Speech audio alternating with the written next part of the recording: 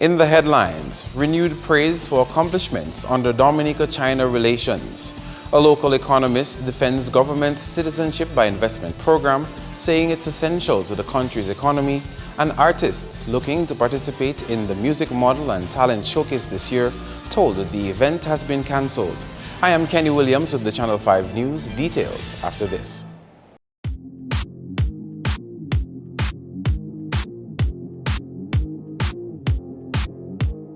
First up, Dominica continues to highlight the People's Republic of China for its continued support. Minister for Education and Human Resource Development, Peter Sejean, says since Dominica established ties with the People's Republic of China, the country has realized a number of benefits, among them a major investment in the country's human resource. The Dominican people have benefited significantly from the People's Republic of China.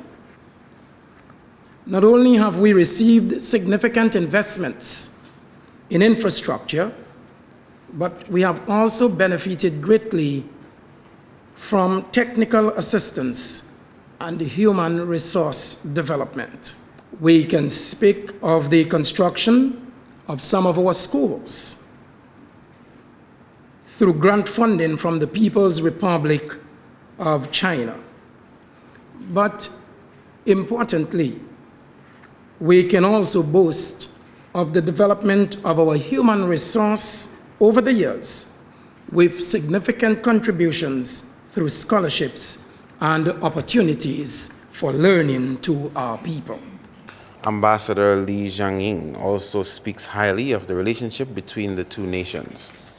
Over 150 Dominican students have benefited from this program so far, some of whom, after graduation, have come back or are making valuable contributions to the development of Dominica and to China-Dominican relations in various fields. In more news, economist McCarthy Marie believes the Citizenship by Investment program plays a critical role in Dominica's economy by replacing lost grant funding. Marie told a post-budget debate panel discussion Dominica's small population means there is not enough tax revenue for central government to take care of the needs of the country, and that means other sources of funding must be sought. 25 years ago, I had a discussion on DBS radio with Lennox Honeychurch. I don't think the Citizenship by Investment program was in anybody's mind at the time, where we kind of concluded that Dominica was probably not a viable economic entity or political entity even, because of the fact that the population of Dominica was simply unable to support all the institutions of government and the services that they demand from the government. We can't pay enough taxes to fix all the roads around Dominica, much less to build new ones or to build a new airport, etc., etc. So by all means, we must get resources coming from abroad. And the resources that used to come from abroad used to come in the form of grants, to build a school. So it would build a school, and the school stands there with the furniture in it, but you still have to get money to pay the teachers. But we're getting money to pay the teachers. So we absolutely need this source of revenue to replace, not only to replace the lost grants and so on, but to improve this whole functioning of the economy, to improve the infrastructure. Marie has also responded to opposition criticism about the growth in revenue through the Citizenship by Investment program and why the program is critical for Dominica. I mean, if you are in business, whatever business is, and you're, well, lack of a better word, selling something, you gain experience, and so you know how to sell whatever you're selling better. So hopefully everybody who's in whatever business it is hopes that his business grows, and he takes steps as much as he can to make sure it grows. Marie says the fact that revenue under that program increased to over $200 million in the last financial year is not a problem. That's what we would wish it happens to it. If it went the reverse, we would be equally upset, or maybe not equally upset, be more upset because we're getting less. Prime Minister Skerrit said in his budget address that in an age where development finance is dwindling and the process of gaining access to available financing is becoming more onerous, governments the world over must find credible ways and means of raising financing for development programs. He said the alternative would be to increase domestic taxes and or contract loans. In his budget response, the leader of the opposition said there was no transparency or accountability in the CBIP until this year's budget. The CBIP brought in $279.8 million in the 2015-2016 financial year. An event aimed to exposing the talent of regional performing artists has been postponed to next year. The Music Model and Talent Showcase of the Islands, MMTS, held its inaugural staging last year. At that event, hosted in the Bahamas, scouts from internationally recognized labels such as IMG Models, Epic Records, and MTV witnessed talent from around the Caribbean. However, the Bahamas will not be staging that event this year. Initially, the difficulties that the organizers were facing was mainly financial. Financial to do it again. The logistics of moving around 32 territories in the region, even if they have bodies like the CPAF giving great support. The challenges of natural disasters of last year affected us, affected Bahamas as well. The decision was to defer the event into October, but that did not prove to be a workable situation. So eventually, just about 2 weeks ago, the decision was made to defer the event completely into 2017. Dominicans are being urged to take advantage of the extended timeline to prepare themselves for the MMTS if they are serious about furthering their artistic career. If you're in the Bahamas and you're paying $30 to take a little boat and whatever to come to the Nassau to do this, then that's fine. But to spend $8,000 to $10,000 to go there unprepared, it's a ridiculous waste of time. So I would say to Dominicans who know that or feel that they have a talent or they've been credited and told that they have a talent, to give attention to it and consider that this is not about going to the Old Mill Cultural Center and participate in something because you live in Massac. This is a business move. If you want to take this seriously, project. 5 Dominicans represented the country at the initial MMTS last year and did notably well in their respective categories. They did exceptionally well. These very scouts and agents that sat on the panel and look, they gave us a score. And we had, most of our people came out in top 3s in their categories, and that's out of 19 countries. So we have to be proud. Meantime, Channel 5 News spoke to some of the participants of last year's Music Model and Talent Showcase. It was a humbling experience, of course, and it was just amazing to be among people who share the same passion, who share the same love, and that's for the arts and the art form. When I was done performing and I had done performing for the scouts and everything, I got some callbacks, and of course I was very elated to know that I got some information where I could contact some producers that were internationally known and everything like that. So that was an amazing thing because it's a whole different idea, it's a whole different ball game when it comes to the international market. Sometimes we think we have good songs here and they know what they're looking for. So that's basically what we could get out of the whole experience. I was really excited at first because when they told me the individuals who were going to be there, that I knew to myself that I had to represent my country well, because there were people from Tyler Perry Studios, Sony Music Records, and a whole lot of modeling industry persons. When it was callback day, I got 4 callbacks. I got from Kendrick Lamar, and then I had to go to him, and then we spoke. Kendrick Dean, and then we spoke together, and he spoke to me about songwriting and ways I can market myself to other agents so that they could sign. All the young kids out there, those who are bullying children and judging them on their physical characteristics, the physical characteristics doesn't determine your inner beauty.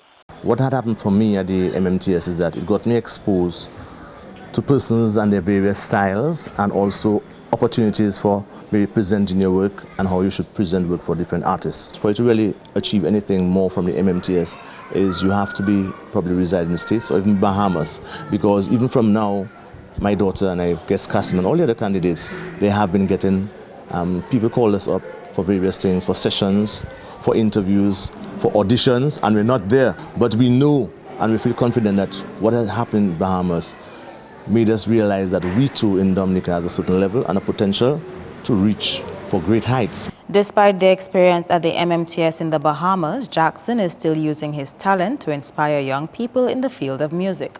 This is the third year we're having that experience. The first 2 years we had some 30-something students, and this year is no exception. The experience has been fantastic. It has been awesome. We have some 5 tutors teaching in 4 different categories: the drums, the keyboards, the guitar, and also the bass guitar. The other delegates who traveled to the Bahamas last year were Elena Lyric-Joseph as a singer and Siobhan Johnson as a petite model. 13 young adults are now better equipped to invest their skills in the world of work. The Social Center Adolescent Skills Training Program and the From Offending to Achieving program held its annual commencement ceremony on Thursday. The skill component of the program was the highlight of what was provided this year. While we tried our best to offer students a skill that they love rather than one fit all, we focused on the woodwork, the food preparation and cooking, data processing, and the early childhood education. Those are the courses that we did on-site, while volunteer tutor Mr. Tony Lawrence provided training for one student at his auto body establishment in Fonkole.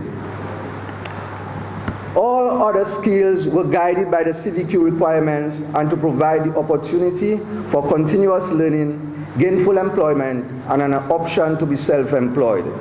Brown says the program has been a success for young Dominicans in ensuring their place in the field of work. Of the 18 who participated in the internship program, 3 have been promised employment after graduation. 1 will be operating her small business operation. 3 will be working on a special project with the woodwork tutor, Mr. Lowe, and 2 have had interviews and are waiting results. 3 will be expected to return in September, while the other 6 who have all performed well at varying degrees of accomplishment, which we hope will be improved as the time progresses, and they will secure employment soon, continue improving on their skill, and position themselves to be self-employed. Featured speaker at the ceremony warned graduates that the road to success is not easy. If you want to be successful and achieve anything in life, you must be willing and prepared to accept and anticipate failures. Don't think life is easy enough. Because you say all the good things you learn, you have this, you have the skills, to think that you're just going to go out and it's easy for you. Expect the failures. Expect that you will fall down. But if you fall and you do not stand up again, then you have not succeeded, you have failed. Every trial that you will be faced with in life, you have to be ready for it. This is Channel 5 News. Up next, we'll speak to the cast members from the play The Love of Money, The Dream Team, coming up.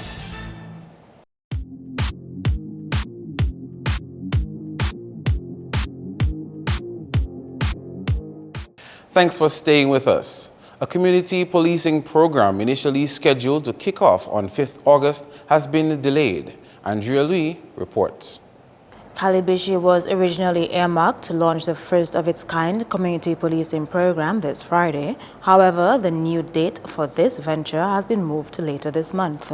Chairman of the Calibishi Community Policing Committee says that despite the setback in launching date, preparations are well underway as people from Calibishi are being trained to take up their role in the community policing program. We have a plan of action in place, and the plan of action really is to start training. Sensitization has begun already. Start the training with different folks in the village so that they can understand that, okay, you as a parent, you as a farmer, you as a teacher, you as an ordinary man on the streets, you have a role as a community person to really be a brother's keeper. As the program progresses, we would like to see people more informed, educated as to the protection of visitors, the protection of their brother, the protection of property. Marie says residents of Kalibishi are excited to have the policing program, especially as it will benefit the tourism industry. The community has taken on the responsibility of owning up as community.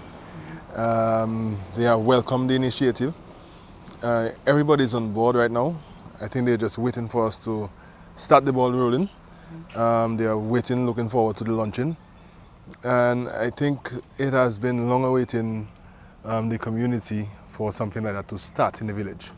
We as a community, we understand that tourism is our business, and the collaboration needs to take place with each other so that we can allow the development to continue, so we can allow for more employment, for a better Kalibishi.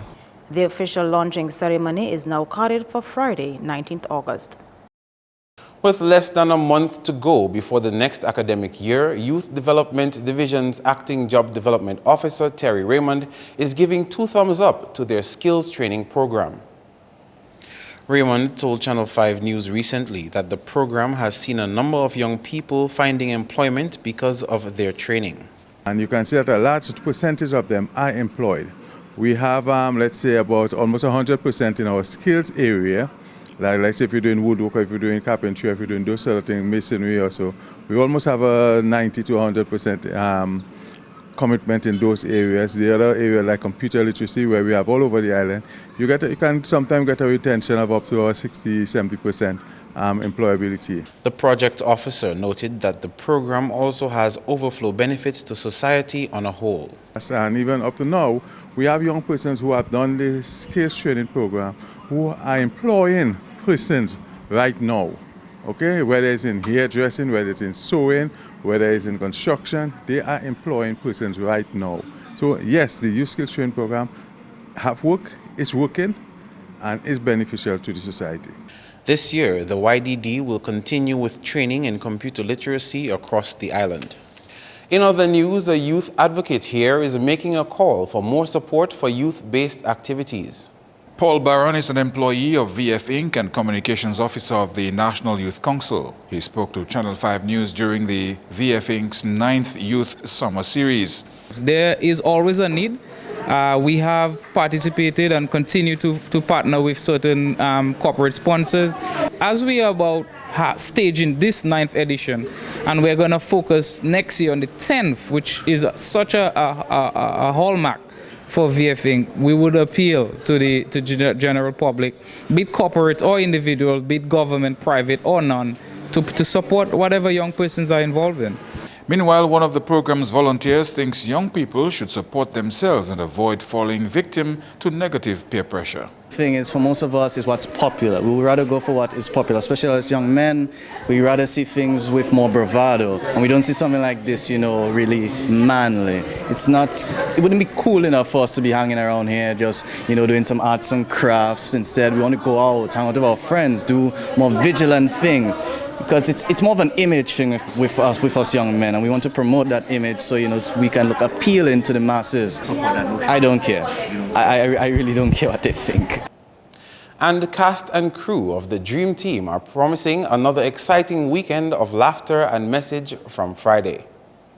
Director and playwright Peter Pante told the Channel 5 News ahead of this weekend's Love of Money Part 2 that the show expects to be another hit. Part 1 was staged last year. We expect a great weekend this weekend. 3 nights of the Love of Money Part 2. Those who saw Part 1 left longing for Part 2. It was deliberate. Okay. And now with Part 2 is coming, we're going to end it with Part 2. And Part 2 is laughter and message from the first scene to the last scene. I mean, this is one of our best play ever. Jackson, who is the main character in Part 2, and his wife, but Jackson will be in prison. So we'll have a prison scene, and a house scene and other things. But Part 2, it's gonna look. We're really excited. No, we don't say too much. Kimran Jean-Jacques plays Jackson, a lover of money who gets his hands on any quick money scheme he can find, says he's excited about this weekend's showing. Dinelle Libla plays Jackson's wife, Joy. I must say I'm excited to be doing a part 2 of the play. You know, part 1 ended and we knew Jackson was going to prison. And now to come back and do part 2, I'm really excited about it. You know, continuing the sequel of The Love of Money and also sending out the message of what are some of the, how should I say, some of the repercussions of being too much in love with money and doing the wrong things to get money. And that's one of the things we want to really highlight in this upcoming play. So I'm excited about it. It might be my last play for a while. I'm excited to act with Joy once again. I'm excited especially because I've seen my character evolve a lot in this play. My character was very calm, very supportive in the last play, and this time I kind of get to be my own person. I get to evolve as a character, and I get to see her go through a lot of new emotions, so I'm very happy to see that. The play will run all 3 nights over the weekend from 8 p.m. That's news. Your sports highlights next.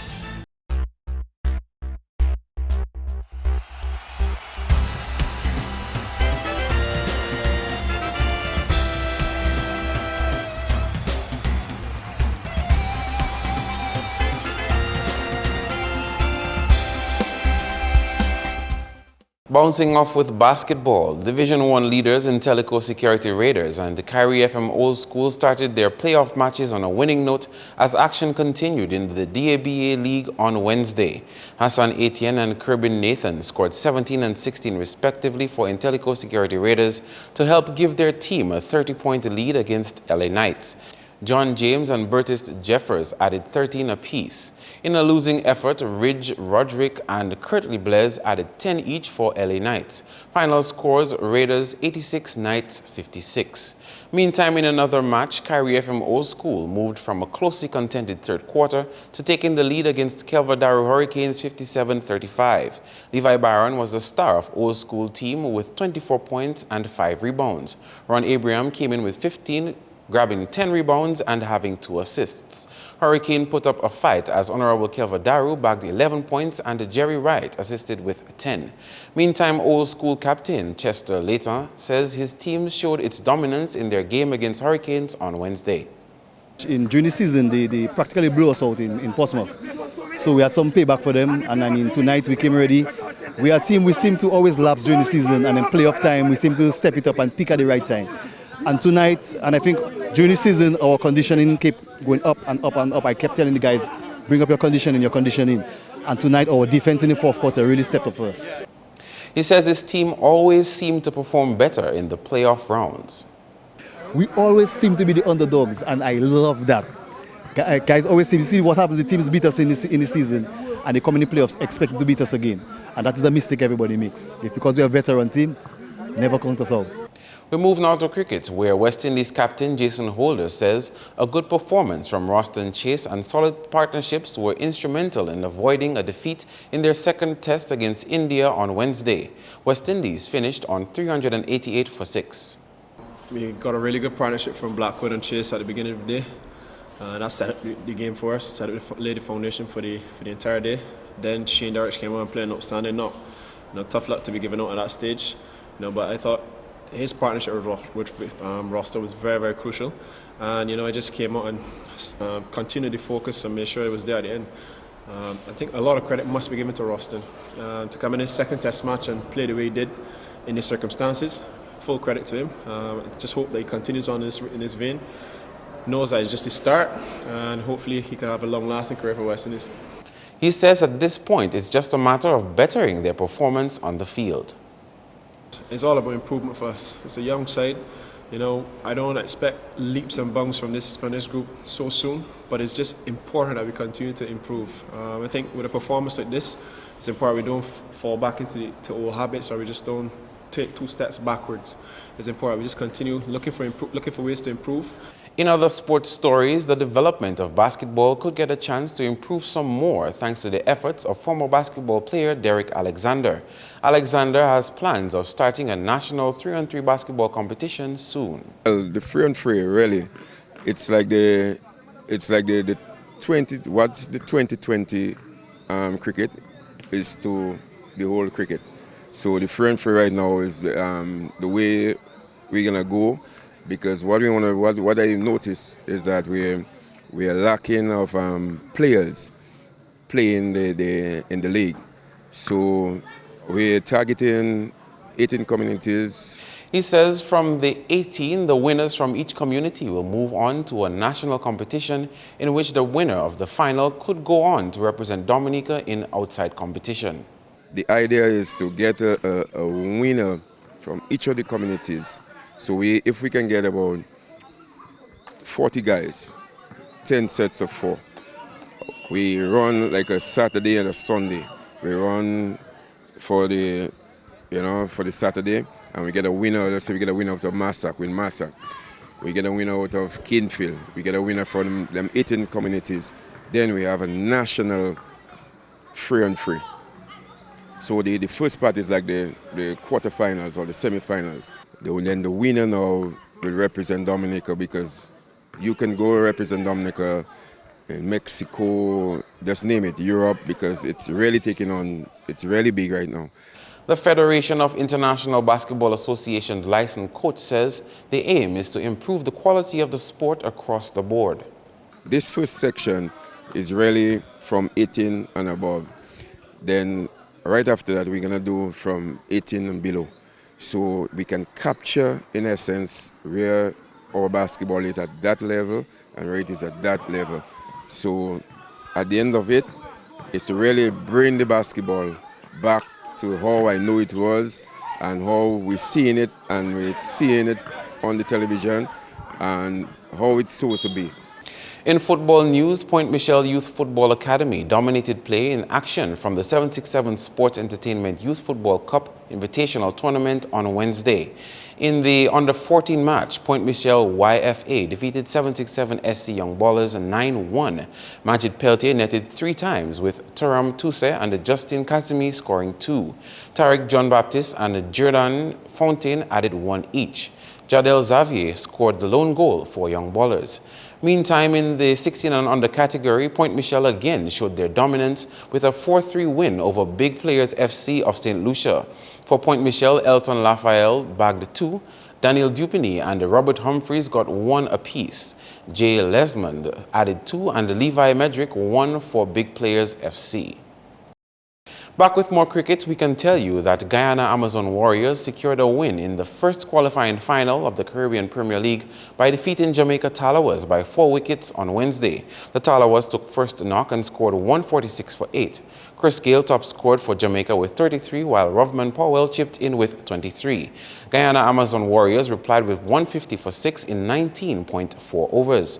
Chris Lynn made 49, while S. Tanvir assisted with 21 not out. Warriors now top the table with 7 wins and 4 losses. Jamaica second with 6 wins and 3 losses, while St. Lucia Zouks is in third with 6 wins and 4 losses.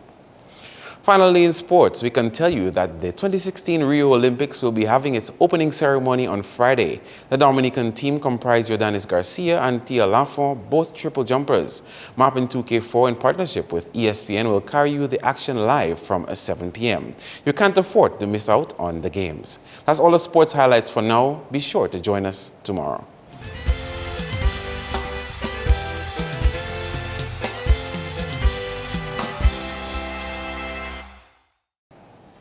To end the news, the headlines again. Renewed praise for accomplishments under Dominica-China relations. A local economist defends government citizenship by investment program, saying it's essential to the country's economy. And artists looking to participate in the music model and talent showcase this year told the event has been cancelled. Feel free to contact us at news@MarpinNewsAugust4th2k16. You can also access our past newscasts on our YouTube channel. On behalf of the production team, I am Kenny Williams. To our viewers around the world, we thank you for watching. Join us tomorrow.